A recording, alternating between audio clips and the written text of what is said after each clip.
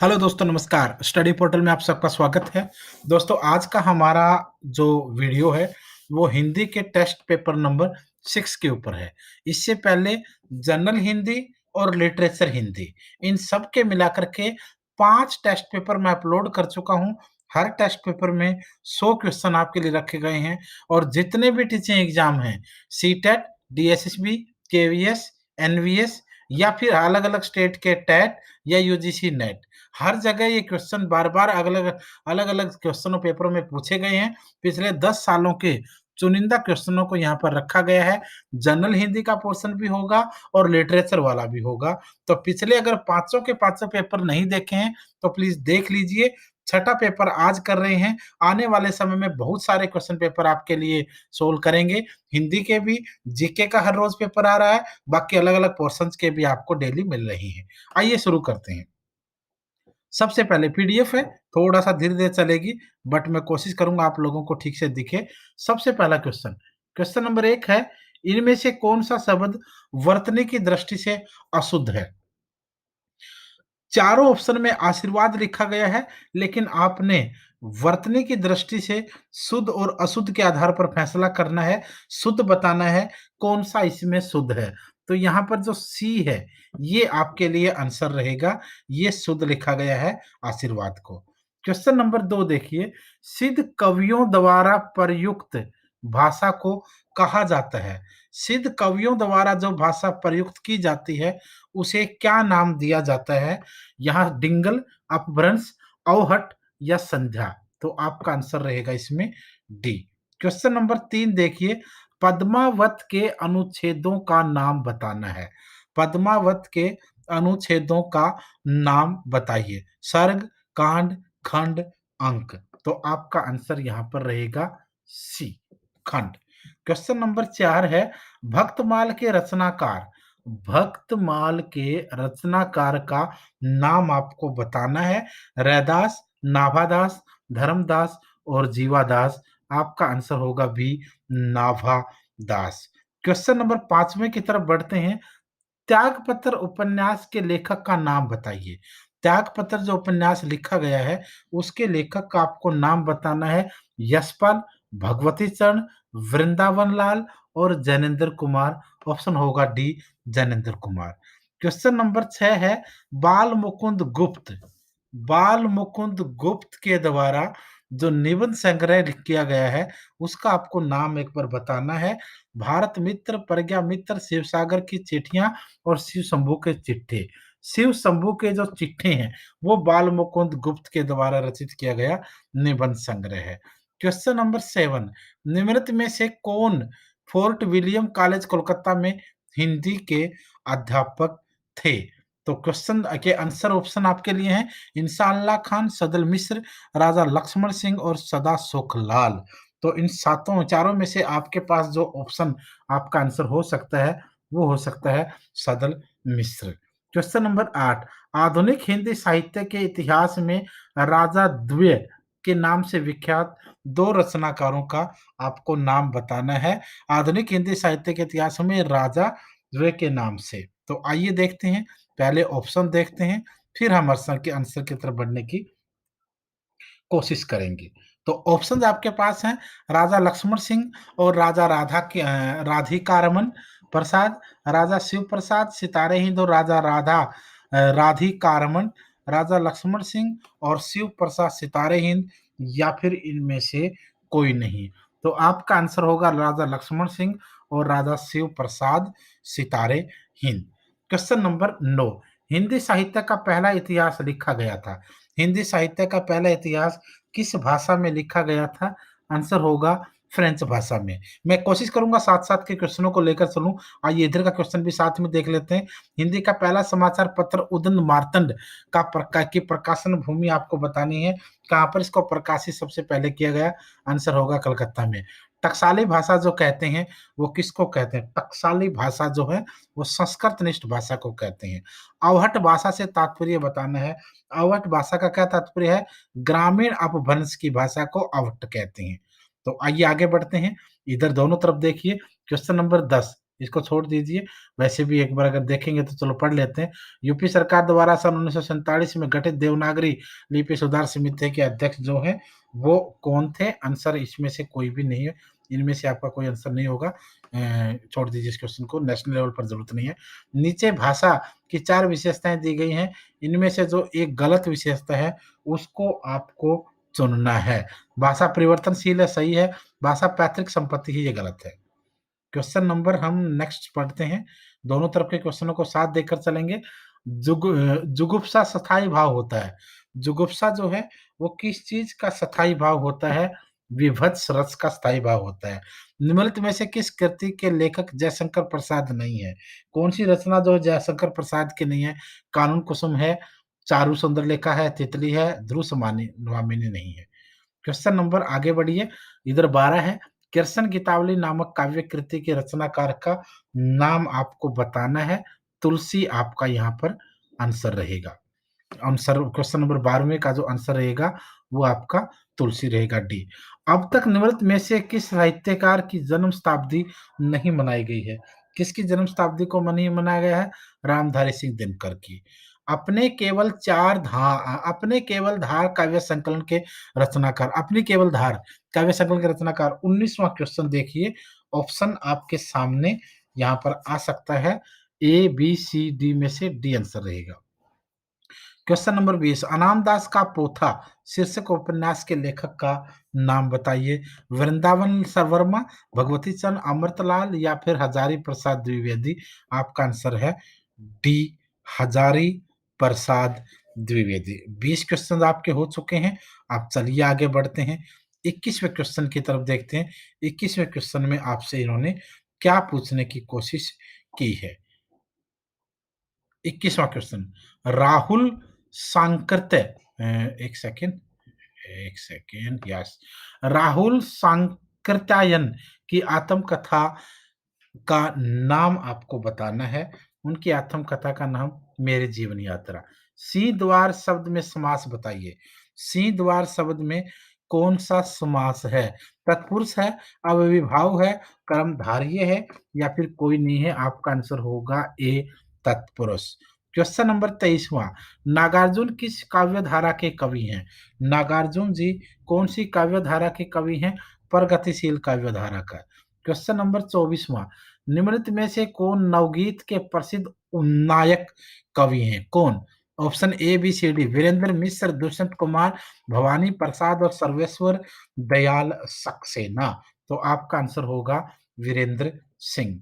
Question number 25वां, अपने जीवन काल में सिर्फ 3 कहानियों की रचनाकार हिंदी तथा हिंदी कथा साहित्य में अपनी अमिट पहचान बना लेने वाले रचनाकार का नाम बताइए। अपने पूरे जीवन काल में 3 कहानियों की रचना की और जिससे पूरे इतिहास में फेमस हो गए।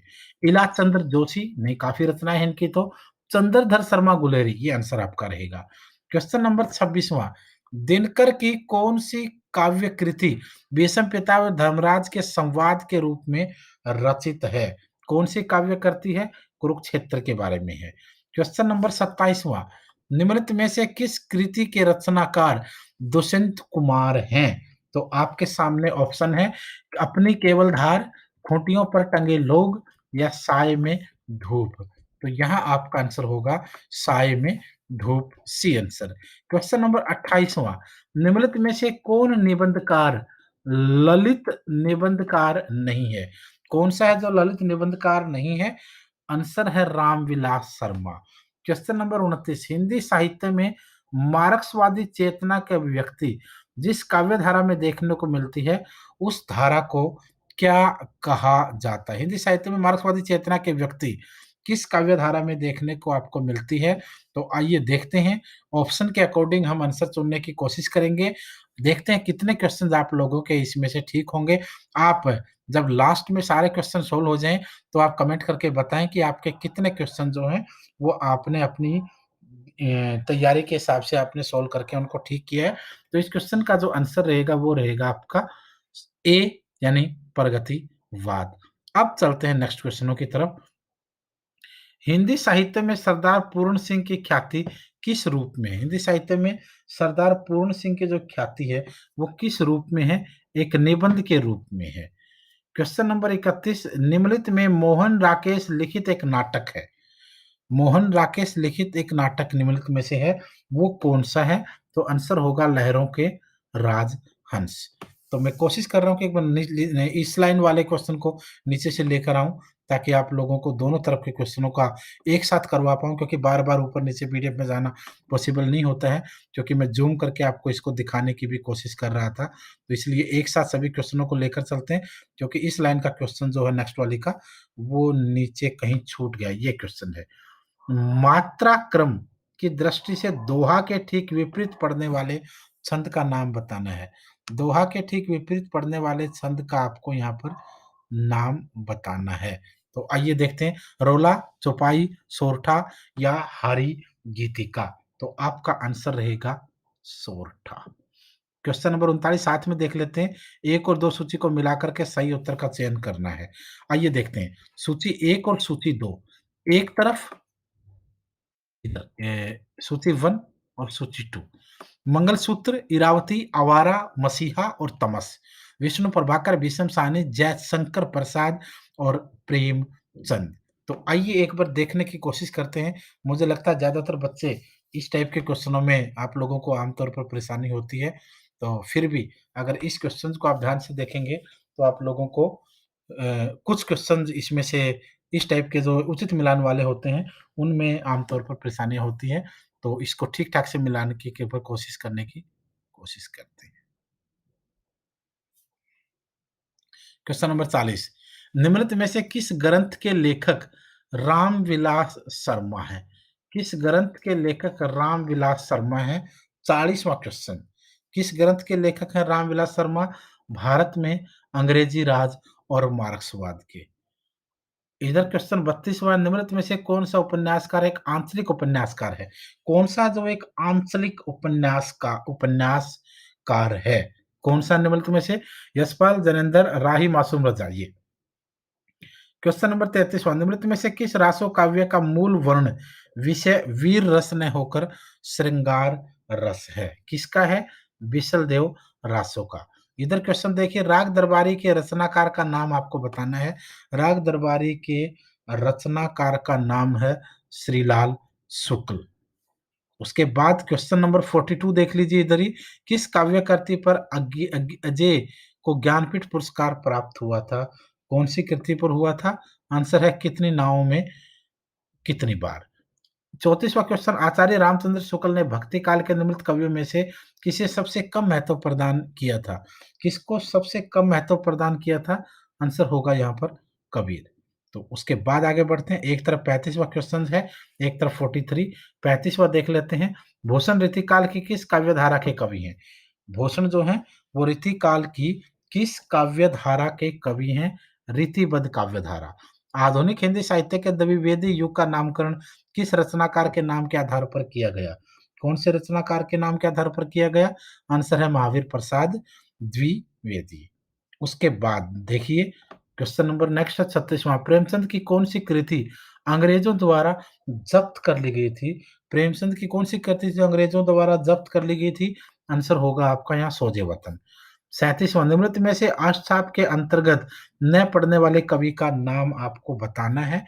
आंसर है आपका यहाँ पर बी यानी सुंदरदास। 44वां क्वेश्चन हारे को हरिनाम शीर्षक का व्यंग्य ग्रंथ रचनाकार बताइए कौन थे? आपका आंसर है रामधारी सिंह दिनकर। 45वां क्वेश्चन देखिए, भक्तिकालीन सूफी काव्य धारा की विशेषताओं के संदर्भ में निम्नलिखित में से विशेषता गलत है, उस गलत विशेषता को आपको चुनना है। तो आइए ऑप्शन देखते हैं और ऑप्शन के आधार पर उसका चुनाव करने की कोशिश करते हैं। देखते हैं ऑप्शन आपके लिए। इस काव्य धारा के सभी कवि मुसलमान थे। इस काव्य धारा के सभी कवियों ने हिंदू प्रेमी प्रेमिकाओं की प्रेम कथा का काव्यात्मक चित्रण प्रस्तुत किया था, या इस काव्य धारा के कवियों ने अवधी एवं ब्रज भाषा में रचनाएँ की। ये आपका आंसर होगा। क्वेश्चन नंबर 46 आलय खंड का दूसरा नाम बताना। आलय खंड का दूसरा नाम आपको यहाँ पर बताना है। आंसर होगा परमाल रसो, आलय खंड का दूसरा नाम। 47वां क्वेश्चन देखिए, प्रेमचंद के निम्नलिखित उपन्यासों की रचना वर्ष के सिलसिलेवार क्रम में सजाना है आपको। सिलसिलेवार सीरियल वाइज़ पहले कौन, फिर कौन और फिर कौन। तो सबसे पहले यहाँ पर रखा गया गबन, गोदान और सेवा सदन, तीनों को रखा गया है।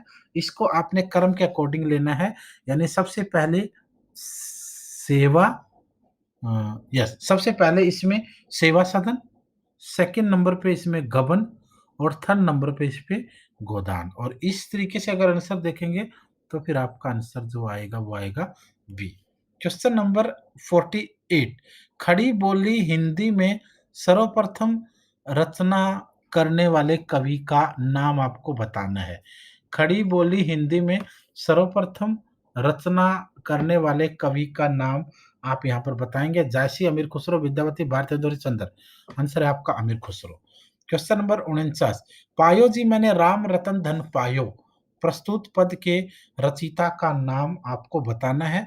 सूरदास, कुंभनदास, मीराबाई, तुलसी। आपका आंसर बी रहेगा, सी रहेगा मीराबाई। 50, निम्नलिखित में से किस कवि ने सिर्फ अवधी भाषा में ही रचना की? कौन से कवि ने सिर्फ अवधी भाषा में रचना की? कबीर ने, सूरदास, जायसी या तुलसी? आपका आंसर है जायसी। जायसी ने सिर्फ अवधी भाषा में रचना की। 51वां क्वेश्चन, हिंदी में प्रयुक्त शब्द बाल्टी शब्द भंडार की दृष्टि से किस तरह का शब्द है? कौन से तरह का शब्द इसको रखा गया है? तत्सम, तद्भव, देशज या विदेशज? बाल्टी जो है वो विदेशज शब्द का जो है वो प्रतीक है। क्वेश्चन नंबर 52वां, तार सप्तक का संबंध किस काव्यधारा से है? तार सप्तक का संबंध कौन-सी काव्यधारा से है? प्रगतिवाद, प्रयोगवाद, हालावाद या एक कविता? तो आइए देखते हैं इन सब में से आंसर आपका रहेगा यहाँ पर प्रयोगवाद। एक भारतीय आत्मा किस कवि का उपनाम था? एक भारतीय आत्मा, ये कौन से कवि का उपनाम था? तो आप ऑप्शन के आधार पर अंदाज़ा लगा सकते हैं।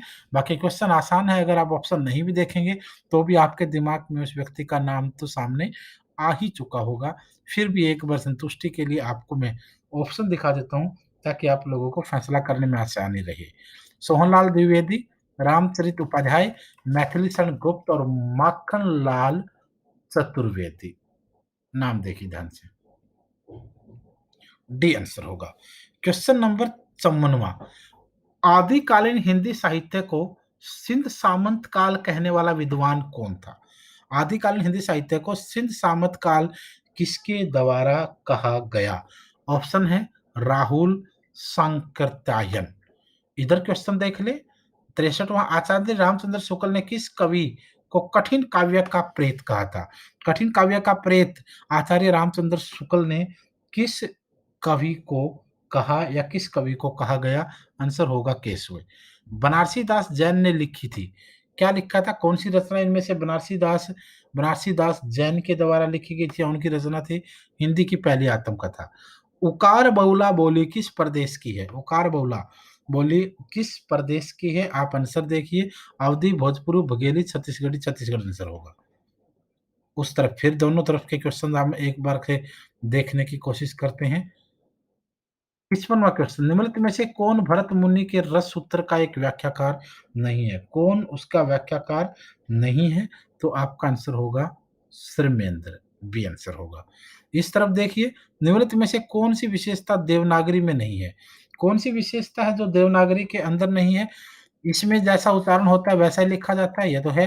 एक ध्वनि के लिए एक ही प्रतीक, शिरोरेखा का प्रयोग महत्वपूर्ण और आंसर डी है इसमें, विकास दृष्टि से यह ब्राह्मी एवं खरोष्टी के समकालीन है।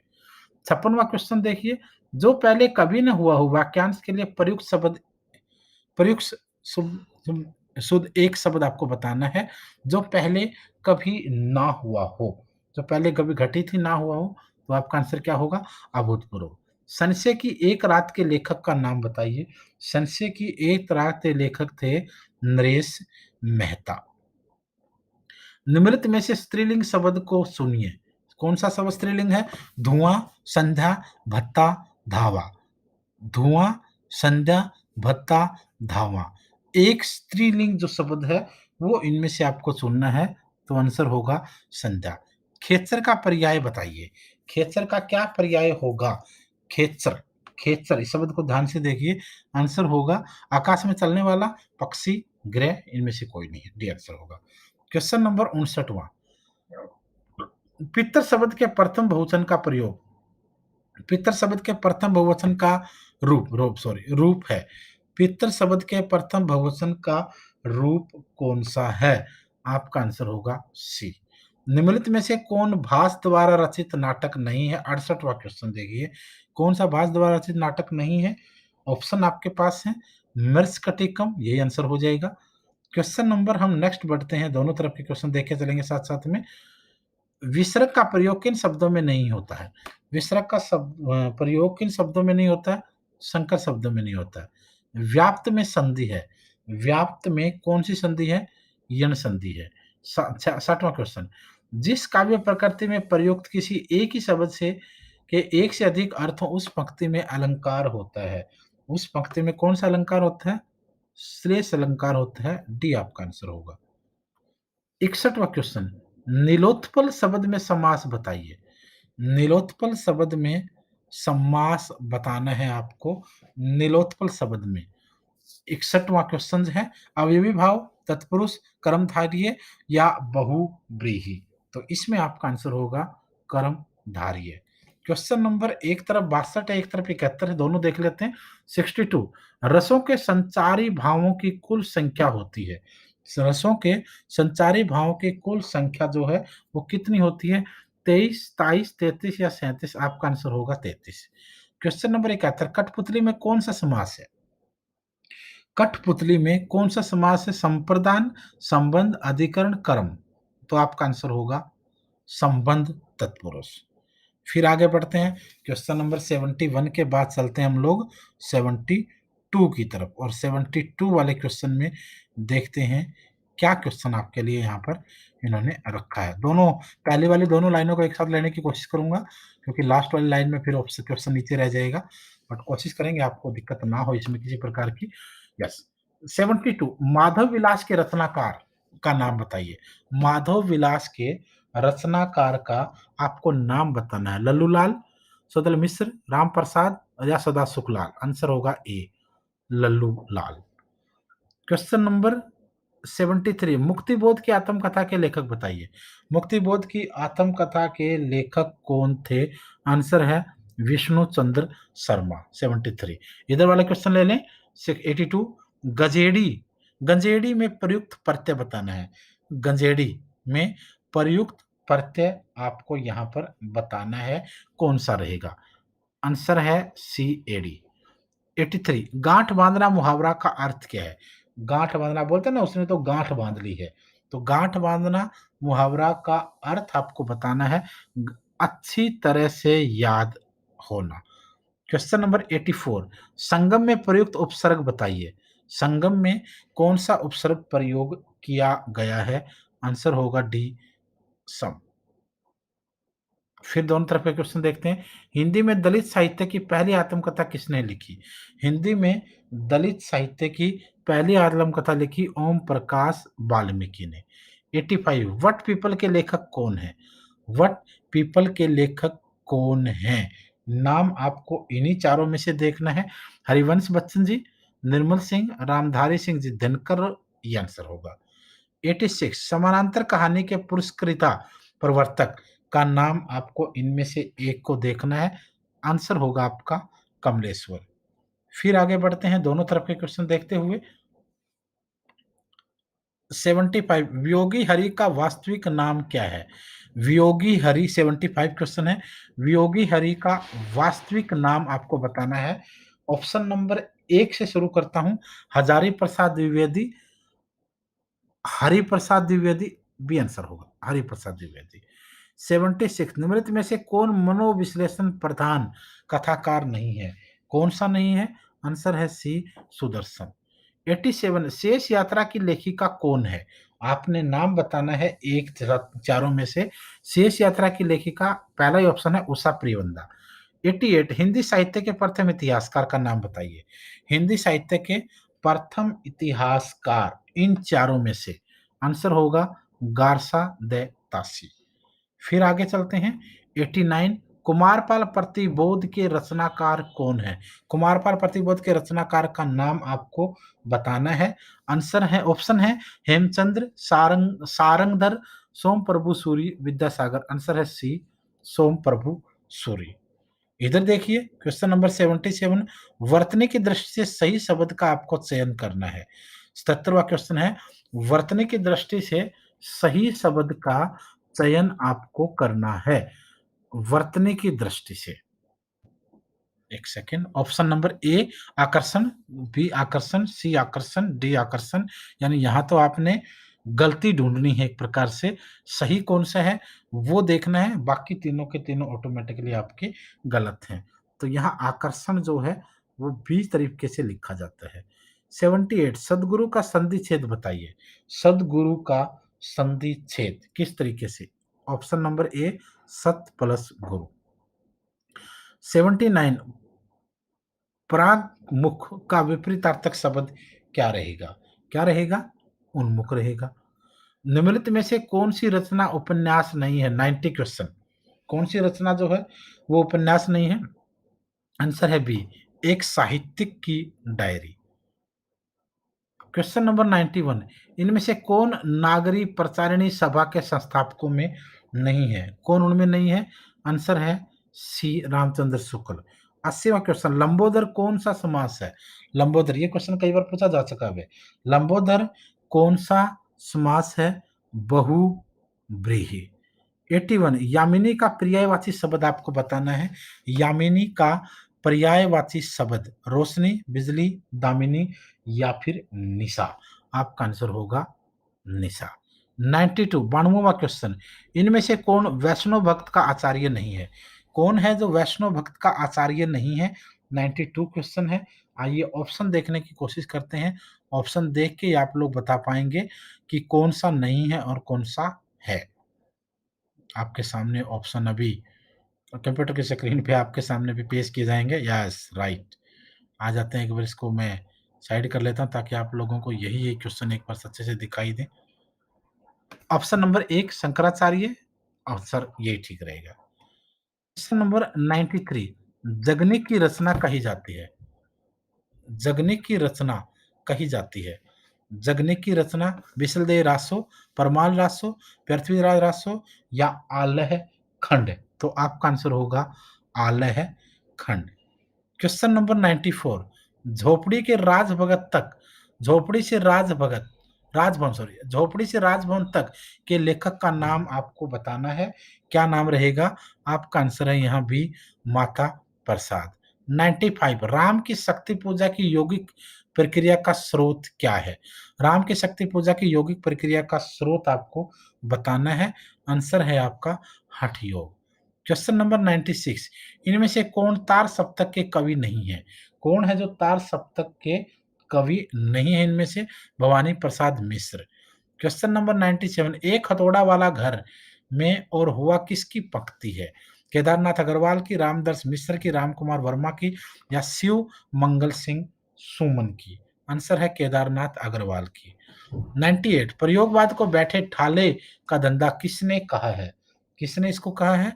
आंसर है नंद दुलारे वाजपेयी ने। 99 अगले जन्म मोही बिटिया ने कीजो की लेखिका का आपको यहाँ नाम बताना है। आंसर है मधु कांकरिया। क्वेश्चन नंबर 100वां कौन सी कृति मोहन राकेश की नहीं है? इनमें से कौन सी कृति मोहन राकेश की नहीं है? आषाढ़ का एक दिन जो है वो मोहन राकेश की कृति नहीं है। तो ये थे दोस्तों आपका पूरे का पूरा जो क्वेश्चन पेपर जो हमने यहाँ डिस्कस करने की कोशिश आपके साथ की थी, ताकि आप लोगों को जितने भी हमारे स्टूडेंट्स कंटिन्यू तैयारी कर रहे हैं, उन सभी को फ़ायदा हो पाए। और छठा क्वेश्चन पेपर आपके सामने आज अपलोड किया है।